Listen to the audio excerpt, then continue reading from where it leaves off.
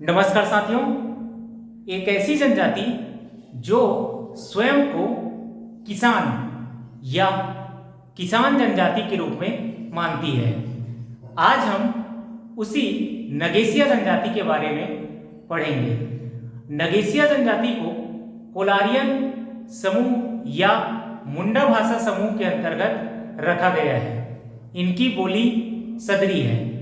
पौराणिक कथाओं से ये जानकारी मिलती है कि जंगल में अनाथ नवजात बच्चे की तेज धूप और बरसात से नाग के फन के द्वारा रक्षा किया गया और यही बालक आगे चलकर मुंडा जनजाति के राजा के रूप में सामने आए। नाग द्वारा रक्षित होने के कारण ही इस बालक के वंशज ही नगेसिया कहलाए। नगेसिया शब्द नाग बसिया शब्द का ही रूपांतरित स्वरूप है, अर्थात छोटा नागपुर क्षेत्र में रहने वाले लोग। अब देखते हैं इनके संकेंद्रण के बारे में। इनका संकेंद्रण छत्तीसगढ़ के उत्तर पूर्वी क्षेत्र जो कि झारखंड से लगता है, वहां इनका संकेंद्रण सर्वाधिक है, जैसे बलरामपुर, सरगुजा, जसपुर, रायगढ़ और आंशिक रूप से बिलासपुर में। अब देखते हैं इनका आर्थिक स्रोत। ये मुख्य रूप से कृषि करते हैं और मछली पालन, मजदूरी और जंगली उपज संग्रह भी ये करते हैं। देवी देवता के बारे में देखा जाए तो ये इनके प्रमुख देवी देवता गौरैया देव है और ये शिकारी देव, दुल्हा देव, सदना माता, अन्नकुमारी, धरती माता की भी पूजा करते हैं। यह जनजाति भूत प्रेत जादू टोना पर काफी विश्वास करते हैं और भूत प्रेत जादू टोना के जानकार व्यक्ति को देवार कहते हैं। प्रमुख त्योहार में देखा जाए तो ये होली, दिवाली, पोला, दशहरा, सरहुल, नवाखानी, पीतर। इनकी जनजाति में पीतर को पुत्तू या पुतु तिहार भी कहते हैं और इनकी जनजाति में गोंदली तिहार भी मनाया जाता है, जिसमें ये नए फसल की गोंदली या प्याज को अपने पूर्वजों को समर्पित करते हैं।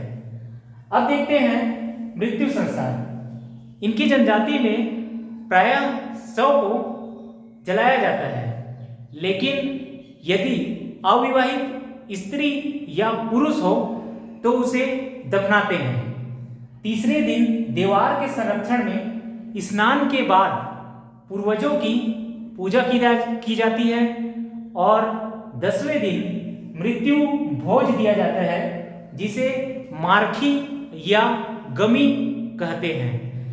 अब देखते हैं नगेसिया की 3 उपजाति पाई जाती है: सेंदुरिया, तेलहा और धुरिया।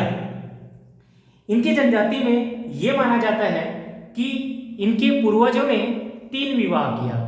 पहले विवाह में महिला के मांग पर सिंदूर लगाकर विवाह किया, जिनके संतान सेंदुरिया कहलाए, जो कि उच्च माने जाते हैं। दूसरी शादी में महिला के मांग पर तेल लगाकर शादी किए, जिनके संतान ही तेलहा कहलाए।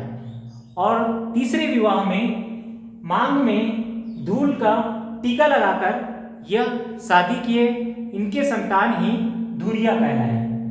अब देखते हैं विवाह। इनकी जनजाति में सेवा और विनिमय विवाह किया जाता है और सहपलायन और घुसपैठ विवाह सामाजिक पंचायत में जुर्माना देकर मान्य होता है।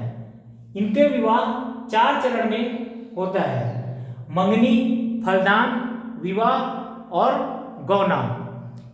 इनकी जनजाति में रिश्ता पक्का होना को लाठी डेराई कहते हैं।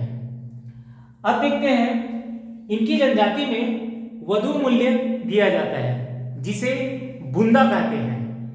जैसा कि पहले कुछ जनजातियों में हमने वधू मूल्य को सुख भरना और खर्चा कहा, वैसे नगेशिया जनजाति में वधु मूल्य को बुंदा कहा जाता है और इनकी जनजाति में प्रसव कराने वाली एक बुजुर्ग महिला होती है, उसे कुसरिन कहा जाता है।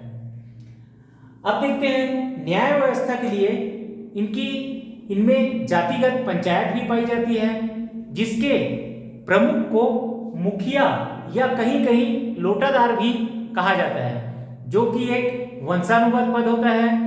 और इनके सहायता के लिए सिपाही और सुनवानी होते हैं। इनकी जनजाति में शिशु जन्म को भगवान का देन माना जाता है और गर्भधारण में इनमें कोई भी संस्कार नहीं पाया जाता है। तो यह था नगेशिया जनजाति के बारे में। धन्यवाद।